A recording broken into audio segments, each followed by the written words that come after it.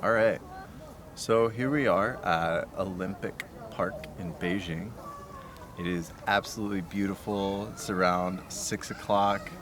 We're sitting here out here in the park because we wanted to go to a place where there's not that many people. The reason we wanted to go somewhere where there's not that many people is because people are dangerous right now and they might kill you on accident, which is different than normal. So one of the things about being in China right now during the outbreak of this virus is that it's really an amazing time because everything is deserted. There's literally no one on the streets, no one doing anything. Like just the little shop across the street that I normally go shop at, closed. Everything is closed. I had to walk like almost a kilometer and a half just or for you guys who don't use kilometers, like a mile, just to go get like normal groceries or order them. My apartment complex is shut down.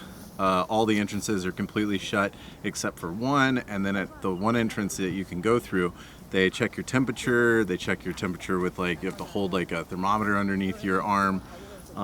They told me they think I had a fever, so they literally just shoved me in a van, made me go all the way to the hospital where they swabbed my cheek, and they were like, "Well, actually, you're fine. See you later." And then, yeah, I just went home. The Chinese word for fever now, I've learned that, fashola. So it's really strange being in the city when it's just completely shut down. But one thing I will say is China is doing a lot to combat the virus and fix things. Hopefully their efforts will be successful. But one thing I want to talk about for a second is I think Beijing has changed a lot. I've only been here about a year. Even within that year, things have changed a lot. One of the reasons I think like what's driven the change is both the influence of like the broader world, China's globalization, and one of the things that is the biggest marker of that globalization is right there. That is the beautiful Olympic Park Tower. I don't know what it's called. It's a tower. It's lit up at night right now. There's this beautiful park behind Olympic Park. They held the Olympics here. You can just walk around, see nature.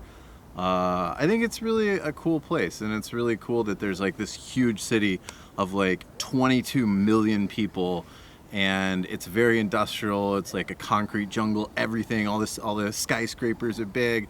Everything's like these crowded hutongs and all that.